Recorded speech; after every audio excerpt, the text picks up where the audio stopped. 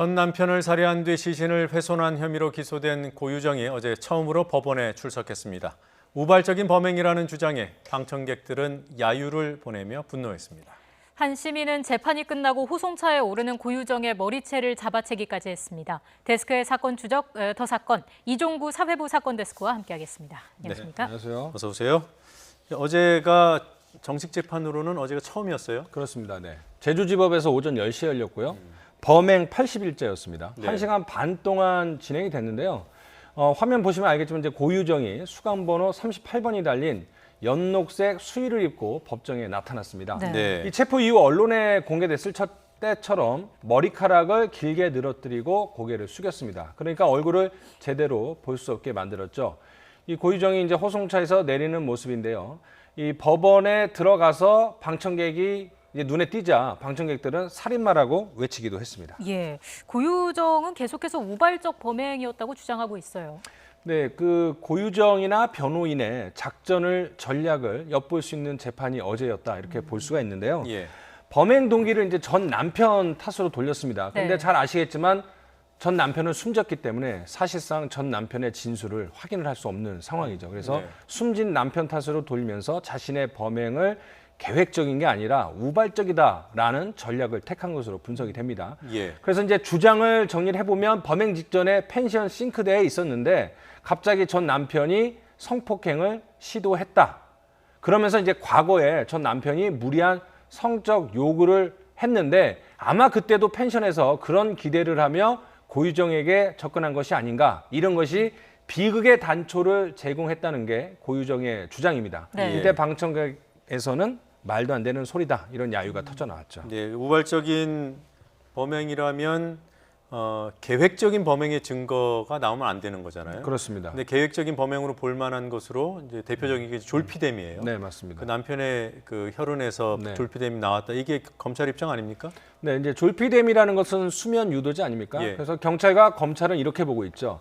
고유정이가 범행을 위해서 전 남편에게 수면 유도제인 졸피뎀을 먹여서 의식을 잃게 한 다음에 살해를 저질렀다. 이렇게 보고 있고 졸피뎀을 어떻게 먹였느냐? 바로 카레를 만들어서 그 안에 졸피뎀을 녹여넣고 남편이 카레를 먹도록 했다. 네. 이것이 이제 검찰과 경찰의 수사 결과인데 네. 고유정은 전 남편이 졸피뎀을 먹지 않았다. 이렇게 반박을 했는데 네. 사실 어제 진술만 보면 졸피뎀을 카레에 넣은 것이 아닌지 넣었는데 먹지 않았는지 이 부분에 대해서는 명확하게 설명은 없었습니다. 네. 그럼 이불 같은 데서 나온 혈흔, 그곳에서 검출된 그 졸피뎀은 어떻게 설명이 그렇죠. 되나요? 이제 졸피뎀이 나오게 된 과정은 경찰이 사고 현장을 가서 이불이나 베개 같은 걸 압수를 했는데 분석을 했더니 혈흔이 나왔고 네. 그 혈흔에 졸피뎀이 있었기 때문에 고유정이 졸피뎀을 쓴 것이 아닌가 이렇게 추정을 했는데 예. 고유정의 주장은 뭐냐면 자신이 잠이 안 와서 수면을 위해서 졸피뎀을 했고 그 혈흔은 자기 거고 그 혈흔에서 나온 졸피뎀도 당연히 자기가 복용을 했기 때문에 나왔다. 그러니까 예. 남편의 혈흔에서는 졸피뎀이 나온 것이 아니다. 이렇게 반박을 하고 있죠. 이불에 묻은 혈흔이 누구 것인지를 감식을 안 했을 리가 없을 텐데. 당연히 했죠. 예. 그러니까 검찰은 남편 혈흔이 맞고 거기에서 졸피뎀이 나왔다 이런 주장인 거죠. 그래서 이제 뭐 혈액형 검사든 DNA 검사를 하면 전 남편의 것인지 고유정의 것인지는 당연히 나오지 않겠습니까? 네. 그럼 그 혈흔에서 졸피뎀이 나왔다면 당연히 그 당사자에게 졸피뎀이 투약이 된 것으로 추정을 할 수 있는데 고유정은 끝까지 자신의 혈흔에서 나온 졸피뎀이다 이렇게 계속 주장을 하고 있습니다. 네. 그 이불에서 고유정의 혈흔이 나오기도 했어요. 네, 그렇습니다. 네. 자, 그리고 뭐 졸피뎀도 인터넷으로 검색을 했고 또 뼈의 중량 같은 것도 검색한 기록을 검찰이 확보했다는 거 아닙니까, 경찰이? 네, 이제 고유정이 검색을 한 특이한 검색어가 세 가지가 있는데요. 예. 졸피뎀, 네. 뼈의 무게, 네. 그리고 마지막으로 니코틴 치사량입니다. 졸피뎀 같은 경우에는 당시에 버닝썬 사태로 물뽕 이런 마약 관련 단어들이 많이 나와서 우연히 관련 기사를 보다가 검색을 한 것이 졸피뎀이다. 네. 이것이 졸피뎀에 대한 해명이고요. 네. 두 번째, 니코틴 치사량은 남편에게 전자담배를 사주기 위해서 니코틴 함유량이 어떤지 이런 걸 봤다라는 건데 사실은 상식적으로는 이해가 좀 안 되죠. 전자담배를 피기 위해서는 니코틴이 일반 담배와 어느 정도 차이 있는지를 보지 치사량을 보지는 않거든요. 네. 담배 피고 죽지는 않거든요. 치사량으로. 그런 문제가 있고요. 뼈의 무게도 좀 더 황당한 상황인데 남편에게 보양식으로 감자탕을 만들어 주려고 하는데 예. 그 감자탕을 검색을 하다 보니 꼬리곰탕, 뭐 뼈 분리수거, 뼈 강도 이런 단어들이 연관 검색으로 나와 있어서 그냥 찾아본 거다 이렇게 네. 주장을 했습니다. 그래서 예. 저도 과연 감자탕으로 검색을 하면 네. 그런 뼈의 함량, 강도가 나오는지 봤더니 감자탕 뭐 여러분들도 검색을 하면 바로 돼지 등뼈가 나오고 돼지 등뼈 검색하면 돼지 등뼈 감자탕이 나오기 때문에 사실은 네. 감자탕을 만들거나 찾는데 뼈의 강도가 나오지는 않고 감자탕과 뼈의 강도는 상관이 없죠. 네. 그러니까 상식적인 수준에서는 이해가 안 되는 부분인데 어쨌든 고유정 측은 이렇게 세 가지를 주장을 하고 있습니다. 네, 검찰의 반박을 좀 다시 한번 정리해 주시죠. 국립과학수사연구원에 혈흔을 의뢰를 했고 감정 결과 이불과 담요에서 전 남편의 혈흔이 나왔고 그 혈흔 안에서 졸피된 성분이 검출됐다는 게 이제 검찰의 반박이고요.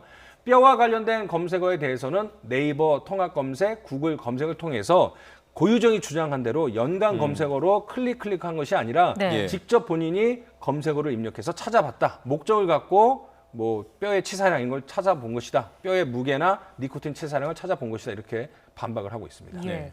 뭐 숨진 전 남편의 변호인도 참 답답했을 것 같습니다. 할 말이 많았을 것 같아요. 그렇죠. 이제 고인의 명예를 심각하게 훼손했다면서 어제 재판에서 상당히 거세게 반발을 했습니다. 앞서 말씀드린 대로 죽은 자는 말이 없다라는 그런 어떻게 보면 약점을 악용을 해서 고유정의 어떤 정당한 그런 부분을 인정하려고 주장을 하려고 했는데 터무니없는 진술을 했기 때문에 반드시 책임을 져야 된다 이렇게 예. 했고요.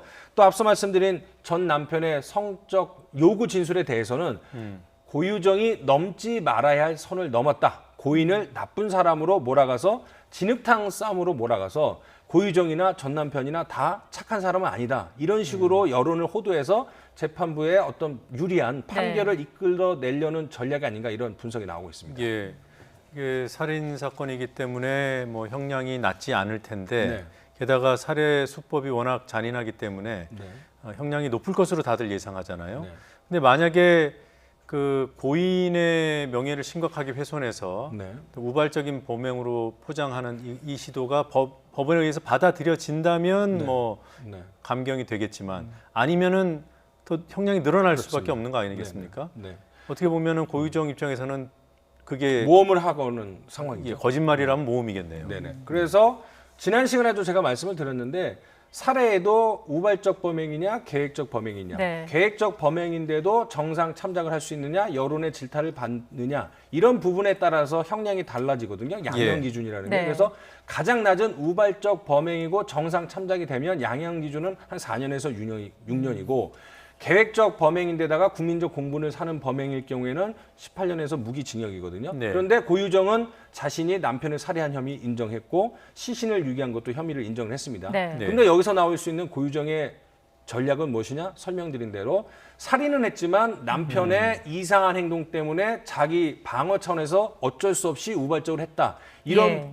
것을 항변을 하면서 최대한 형량을 깎아내리기 위한 전략을 택한 것이 아닌가 이렇게 풀이가 되고 있습니다. 네. 고유정이 또 고유정 측에서는 CCTV와 관련해서 계획적 범행이 아니다 이런 점을 강조한 거 아니겠습니까? 그렇죠. 뭐 여러 가지 정황이 있는데 이제 고유정 변호인이 얘기하는 거는 계획적 범행이었다라면 자신의 범행을 숨기기 위해서 은밀한 곳에서 했을 텐데 고유정의 사실상 범행 이후의 동선은 모두 CCTV에 포착이 됐거든요. 예. 지금도 CCTV가 나오고 있지만 CCTV에 포착이 됐기 때문에 만약에 계획적인 범죄라면 어떻게 저렇게 CCTV에 노출되는 행동을 할 수 있겠느냐. 그러니까 이거는 계획적 범행이 아니다. 이렇게 주장을 하고 있죠. 네. 네. 여하튼 고유정 측에서 살해한 거는 인정을 하고 있어요. 맞습니다. 네. 그리고 시신 유기한 부분도 맞습니다. 인정을 하고 네. 있죠. 네. 근데 왜 시신을 못 찾는 거죠? 그것도 이제 중요한데 시신을 유기한 거를 인정을 하더라도 시신을 찾지 못하면 형량이 생각보다 높지는 않을 수가 있습니다. 그래서 고의적으로 이미 범행 전에 시신을 유기하는 방법을 찾은 것이 아닌가 이것이 이제 검찰 측의 추정인데요. 네. 말씀하신 대로 그 고유정은 최소 2곳에서 3곳에다가 남편의 시신을 유기를 했습니다. 제주도에서 배를 타고 배에서 유기를 했고요. 근데 그 CCTV에는 종이봉투를 바닷속으로 던지는 장면만 나와 있지 실제로 시신이라고 추정할 수 있는 건 없거든요. 그 네. 부분이 있고요. 그다음에 청주나 김포 자택, 시댁에서 유기한 것으로 추정은 되지만 네. 그것이 이제 소각장으로 쓰레기 소각장으로 갔거든요. 그러니까 바닷속에 던져진 시신이나 소각된 시신 유해를 찾아내기는 사실 어렵죠. 그래서 그러니까 본인이 인정을 했다 하더라도 유기한 시신을 찾지 못하면 형량에 있어서 약간의 감형 사유가 된다. 뭐 이런 얘기도 있습니다. 예.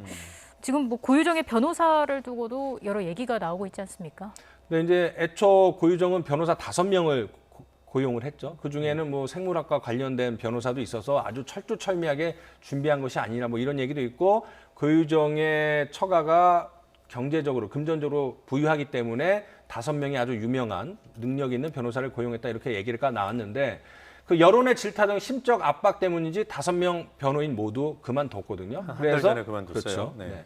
그래서 이제 국선 변호인이 없다 보니까 나라에서 지정하는, 재판부에서 지정하는 국선 변호인이 선임이 됐습니다. 네. 근데 그만뒀던 5명 중에 1명이 다시 자기가 변호를 하겠다고 나섰습니다. 그 이유는 공판 기록을 보니까 고유정한테 조금 억울한 부분이 있다. 억울한 부분은 어제 공판에서 변호인이 얘기한 대로 계획적 범행이 아니고 여론의 질타로 자꾸 몰아가고 남편의 어떤 이상한 성적 취향 때문에 고생한 부분이 있는데, 이 부분은 싸그리 무시가 되고 고유정의 나쁜 그런 측면만 네. 부각돼서 고유정이 좀 억울한 것이 아닌가.